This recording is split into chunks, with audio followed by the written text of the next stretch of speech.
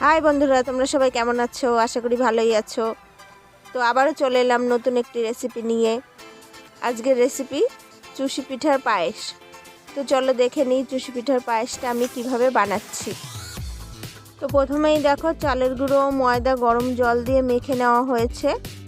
এই চুষি পিঠাটা আমি ভালো কাটতে পারি না, তাই মাকে দিয়ে কাটাচ্ছি। এখানে দেখো শিল নিয়ে নিয়েছে মা। এরপর ময়দা ও চালের গুঁড়োটা ভালো করে মেখে নিচ্ছে।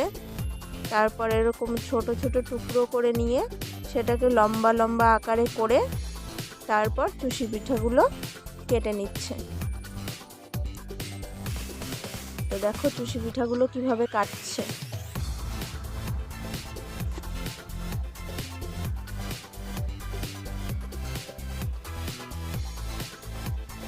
তো প্লিজ চ্যানেলটি সাবস্ক্রাইব করে আমার পাশে থেকো।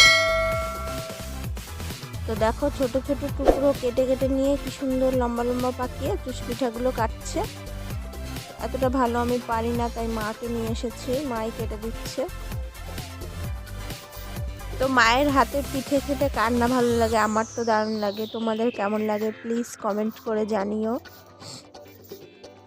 তো দেখো অনেকগুলোই কাটা হয়ে গেছে। আমি এদিকে এক প্যাকেট দুধ নিয়ে নিয়েছি, আর এখানে একটা হাঁড়িতে আমি সামান্য একটু জল নিয়েছি, তার মধ্যে আমি দুধটা কেটে দিয়ে দেব। তো দেখো দুধটা আমার দেওয়া হয়ে গেছে। এরপরে এই হাঁড়িটা আমি উনানে বসিয়ে দেব দুধটা ফোটার জন্য। দেখো উনানে আমি হাঁড়িটা বসিয়ে দিয়েছি, দুধটাকে ভালো করে জাল দিয়ে নেব। আর মা ওদিকে ওগুলো কাটতে থাকুক।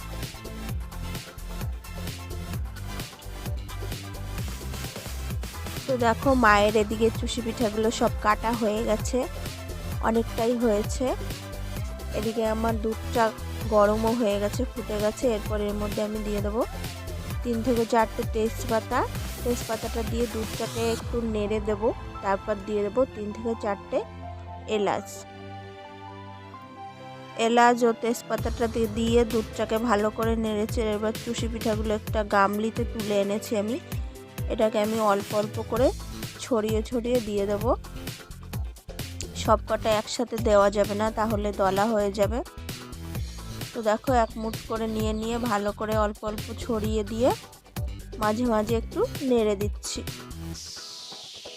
তো সব কটা দেওয়া হয়ে গেছে। এরপর আমি ভালো করে নেড়ে চেড়ে দেখো অনেকটাই হয়ে এসছে, পুরো ফুটে গেছে। এরপর এর মধ্যে আমি দিয়ে দেবো খেজুরের গুড়। খেজুরের পাটালি গুড় আমি ভেঙে নিয়েছি, এবার ওটাকে আমি এর মধ্যে দিয়ে দিলাম। খেজুরের গুড়টা দেওয়া হয়ে গেলে ভালো করে নেড়ে চেড়ে নিয়ে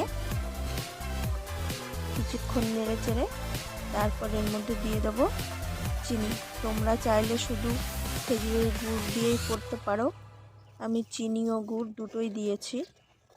তো চুষি পিঠার পায়েসটা আমার একদম রেডি হয়ে গেছে। দেখো একটা গামলি নিয়ে গামলির মধ্যে আমি নামিয়ে নিচ্ছি। গামলিতে পুরোটা ধরলো না, তাই একটা বাটির মধ্যে আর একটু নামিয়ে নেবো। তো দেখো আমি চামচ দিয়ে তোমাদের দেখাচ্ছি, বেশি ভাঙেনি, গোটা গোটাই রয়েছে। দেখো বন্ধুরা, চুষি পিঠার পায়েসটা আমার একদম তৈরি হয়ে গেছে।